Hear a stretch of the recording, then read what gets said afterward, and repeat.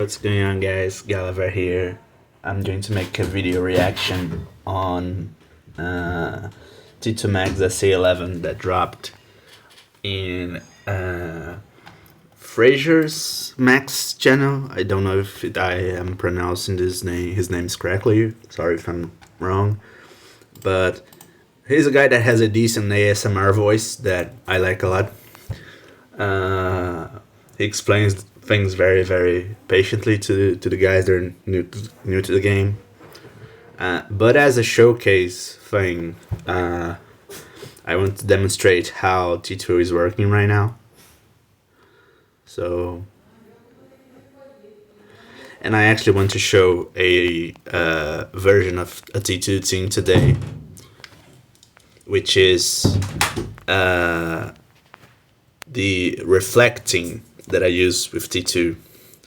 I'm going to make another video on the event this weekend to properly show some decent setups and decent gameplays and everything. But just to demonstrate things, I'm here with T2 Max level 5 SA10, and we have exactly 9 defenses, and I'm going to drop the blast in the middle. So as you can see, it's able to deal with all 9 except for this one. It's able to deal with 9 defenses, agglomerated. It's not very frequent that you see 9 defenses in this position, but like, you can see that there is kind of a limit of the defenses that are together to receive the damage. I'm going to test again just to make sure, because I dropped another bot, Iron Bison. I misclicked in the beginning of the video. So let's try again. T2, middle. So it's exactly 9, as I can see, because they all explode at the same time. Okay. So now we see the video of Fraser's, which is split at the exact moment of the demonstration. So he tabs T2. So if we get to see through pixels, like the pixels that the range is able to get is at maximum 3 defenses. Like, normally what would happen is they grab these first defenses, this really black one that I think it's the energon storage, with the other not energon, sorry, the O13 storage with these, which is alloy and energon stuff.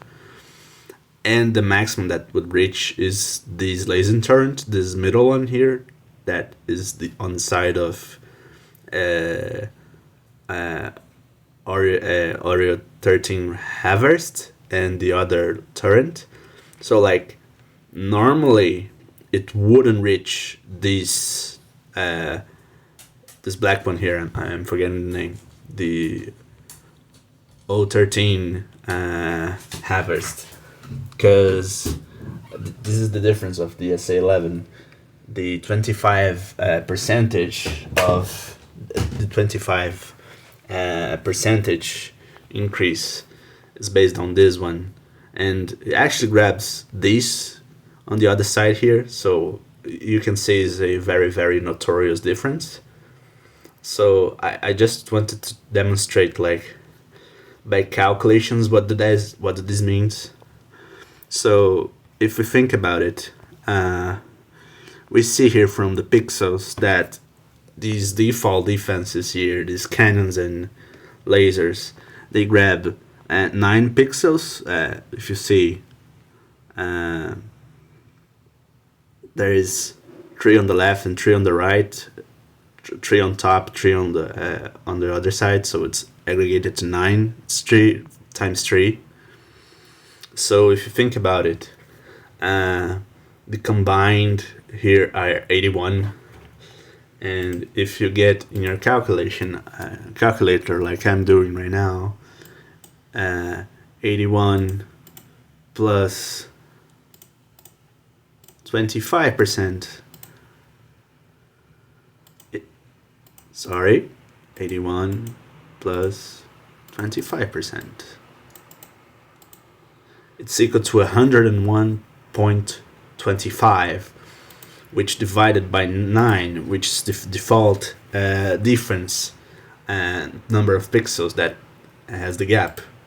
It's equal to 11.25. So the max defenses that you're able to get are now extended from 9 to 11. So that's the real thing that the SA11 is going to do, which is phenomenal, really amazing. I really liked how it worked. And if you think about this is like something that I believe that an idea of mine would be nice. I wanted to test to help my solo plays. I wanted to have the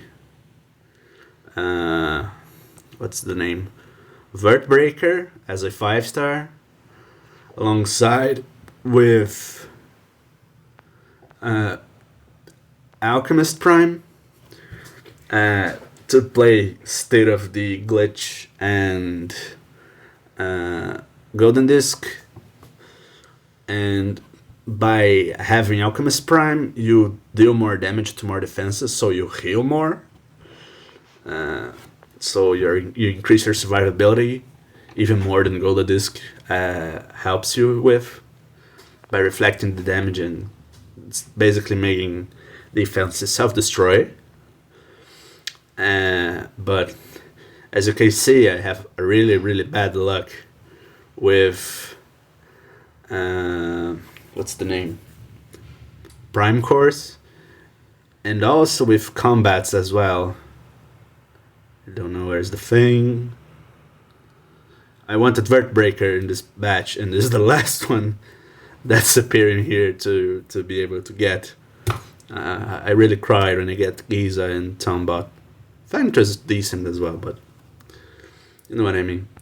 I just started the event. I just played a couple matches. Didn't went terrible on the thing. I just will make some cycles of plays to do the damage. And the combat have leaked a lot. Have leaked a long time ago. Thank you for Infinity, one of friends of mine on Facebook that leaked like 3 weeks ago. Basically, I was like really surprised that he had this kind of information. I think he had someone that informed him on Facebook or something, or Discord for Discord guys to leak stuff to us. But basically, from what I can see, is that it helps warriors. Basically, it's really interesting because you can place on the Luge as well, because by somehow he's treated as a warrior. I don't know exactly how. I don't know if it's a bug or anything, but you can equip like Fangtron in the Luge, for example. I have the Tombot here, but just for you to understand. And like I have seen the statistics, and it looks like that as a 5-star, it's going to have, I don't know if it's a 5-star or a 4-star that has 19 reduced damage from other sources, and it has the effect. But it has a decent effect. But I don't know, the reduction damage from all sources is what really matters to me. Because as I explained in my video, the warrior doesn't need to have a ridiculous amount of damage reduction, just need to increase, like, for example, the damage of his natural SA combined with the combat that needs to match 100 to activate, and your bot won't receive any damage through the amount of the SA time. So for example, that's why I place let me find here, double crosser on my scrapper, because my scrapper has 90% damage absorption, so I don't need a 20% damage absorption from all sources. I just need 10 for when I activate his SA. He has 100%, so at level 6 as a 3-star, he is able to have me 11 reduced damage from all sources, so it matches 100 with the 90 of the scrapper. So that's what I need. So that's the idea of everything. So if he has the 20% for you to be able to match with, like, Breakdown Prime, not this one, but this one has 80% as well, this has 80%, this has 80%. Not sure which is the other one. Off-road, yeah, off-road. He's another one that has 80% in damage, so in damage reduction, absorption. So if he has this amount of damage absorption, the new combat, it's going to likely be some kind of competitive between it will be some kind of competition between the three: Double Crosser, Fangtron, and Giza. I don't know if I'm pronouncing it right, but looks like a bird or something. It looks like a thing that you place in your left hand, or like, I don't know. It's a weird thing there. It's Giza. So it's going to give some competition from, like, these bots in general, from which one is going to be where. So, like, for example, as I say, I am really fan of the Sunstreak tips and tricks videos stuff. So for example, Fangtron is a 5-star. I use with Blot to have an extra outpost pop basically, because it reduces the damage from the bot itself, but also gives, like, basically an extra activation of the hologram that reflects damage now, and also you disable defenses and stuns them for when the decoy is destroyed. So you have a decoy that makes a huge damage and reflects stuff, and the other one disables defenses and stuns, and attracts defenses, the first one. So it's like they two combined were really well together. The Double Crosser is just, like, because I use Headstrong as, like, a shield type defense, like, defend the guys around with my Chronos and Double Crosser. I think, like, it's really useful how I interpret and how I play the game. So it's really good to me. So it's going to give some variety of these kind of stuff, this new Giza. I'm not sure about because, like, everyone that I have saw making videos said that the final effect still was subject to change and the percentages was still subject to change. So I was still I didn't have Giza yet, for obvious reasons. The game just start. So when it's going to drop as a 3-star, I'm going to try to make some tests and see what happens and make some videos on this as well. And as I promised, I made another video with another different kind of setup for you guys who are really supporting me in the beginning of the series. I didn't have made the video because my Nemesis Prime was in the research lab these days, and I also made some changes. I took off the crate maker and place off aimless as well. I'm not sure which one is the best one. Like one by one, if you think about it. I know obviously the 5-star aimless should be better than the 4-star crate maker, but like as an effect itself, a 4-star crate maker is better than a 4-star aimless with the same effect. Like the aimless was 4 stars with crankcase. Leave in the comments what you think, what you believe, what your thoughts on specifically on Nemesis Prime. Would be much appreciative. So the team setup obviously uses Nemesis Prime, but the king of reflection will always be T2 Megatron. This is the only bot that doesn't have reflection effect in its in any part of his description, but it's just because reflect damage leave a lot of defenses with a lot low health or medium health, and for you to be able to capitalize on it, it's very very good. It's very very efficient. So like you send some guys in the middle of the map that have reflection capabilities and make what's the name and absorb damage and get invulnerable, so they survive in the middle of the match and make a lot of reflection damage in over a lot of areas. They're like, for example, a lot of lasers, a lot of turrets, a lot of cannons. So you're able to capitalize with Octopunch and make a lot of damage. Another one is Starscream. Starscream is just because the SA doesn't have any reflection, but you have reflection damage with the power core, which is the same amount of reflect damage on Golden Disc as a level 12 with the G Metal version. Also increases damage of the SA ability. I think it's very fun, very nice, because there is sometimes that you don't have enough damage. Like sometimes some defenses have 4k 800, I don't know, and they aim at you sometimes, and because they aim at you sometimes, you get a little bit of reflecting damage, and the reflect damage with the bad damage of the SA itself kills the defense. So I think this aspect is really nice. I really like this more than Blast Off because of these.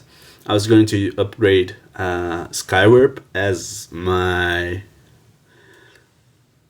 aerial of preference, but since they have announced the acid power core for the defenses build bots, it's really hard to focus on to be like you can get screwed with fire build bot, which is okay. I will capitalize and destroy one fire build bot and then go for T2 stuff. But it's really annoying that you have to do it for fire build bot and an acid one. Like my official T2 team is just a bonus with pipes, for example, and the pipes headstrong, and with the fracas and nightsticks that are around with the team. But it's really annoying that you have, like, normally I use Skywarp to go. I was using like this. I was going to use Skywarp to hit the fire one, the fire build bot. Then I would be able to T2. But if they have both, and if they're close to each other, both of my bots are dead. So you need to do something that's like less impactful, but it's just damage. So like, if you use this is just damage. It's not electric damage, it's not acid damage, it's not water damage, it's not fire damage. So it's just damage. So it doesn't get neutralized by this build bots. That's just the reason I chose Starscream. I know he's not like the most competitive one on high elite leagues, but it's just one that I actually like a lot. Another one that gives the reflect damage is Blot.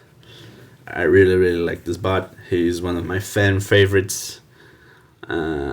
Since I find out his G1 core, on the game. It's amazing. Like, oh my god, it has acid as well. I not even knew that.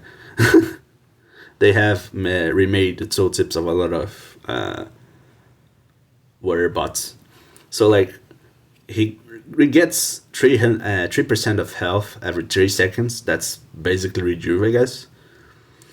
And the decoy reflects 50% of damage. So that's open march for a lot of combos. So with reflect damage, we also are talking about tantrum. I need to upgrade tantrum, but I have some bots in somewhere between before. I think that he's going to be likely receiving 70.5 of reflect damage if at maxed, if I'm correct. Yeah, no, 18. Nice. So soon I will upgrade that as well. And now it comes the funny part. Because you need your bots to stay alive the most as possible, you need bots that help you to stay alive. So Nemesis Prime is going to help you a lot on this. He's one of the first videos I saw of Transformers Earth Wars, which is from Punish and Slave with Tantrum and Nemesis Prime combo. He's basically banging the map in the middle, like from the beginning, and like you just need to take out the FFDs, and you just bang the entire map through. You walk the map through, and just to help with the vulnerability, junk heap as well. He is not because the boost necessarily with life. Obviously, it helps as well, but he also gives invulnerability for a huge amount of seconds. 4.8, so it's basically 5 seconds of invulnerability. Nemesis Prime is the double, a bit more of the double. Yeah, I confused. I thought that Nemesis was the invulnerability and for last seconds than Junk Heap. So yeah, makes sense. Nemesis Prime gives more than Junk Heap, so it's 10.8 seconds, basically 11. And this is the reflect team, so everything is focused on being able to reflect stuff. So this is like a soft spot for you. There is no big thing that makes reflect damage here. Not that I knew. So I just placed Wheeled Rider because it's one of my favorite bots ever in this game. So just to showcase, I'm going to show a standard zone 15. One, I don't have all the bots upgraded to the level that I think that are necessary to go for it. But I think it's going to be able to showcase the power of this team. Drop everyone here. So the first thing is always going to drop Blot in the middle, in the front of the teams. You're going to see that a lot of defenses just self-destroy, basically with Blot in the middle. You're able to T2 these areas with huge defenses. You always focus in the beginning of the match to take off the what's the name? The shock towers, because the shock towers can mess with your pathing and with some of your bots that are focused on what's the name? That are focused on walking through and reflecting. You just need to be like moving and doing damage over to be able to do stuff right. So now I T2, this is another area for you to see. Like, I not even activated most of my effects yet, but it seems so efficient. I think that I should there and be able to try a higher zone. But like, you see how the efficiency of this team. I not even need to Star Scream here. It's going to basically self-destroy. Yeah. It's going to be here as well. Just be here, and they just have so much energy, and like stuff just self-destroy a lot. And sometimes you grab energy from basically nowhere. But yeah, that's basically it. You can ignore the outpost bots, and This team has a high level of efficiency. He's doing to basically he's a self manageable team. He's very functional. The team's very intuitive how to play. I think it's one of the most fun teams that I have made. I will likely do in this weekend another video thinking about other teams that I use that I think are fun. You're kind of mandatory to have a Armada Max, Shockwave, Soundwave team, and showcase some takes and choices, attacks and choices that you have on this team. So I'm going to do that as well. A lot of how I use tarantulas, spinster combos, stuff like that. Combos in general that you like to do that you think are new stuff to the game. I think I have some decent ideas. Thanks guys, Gulliver out.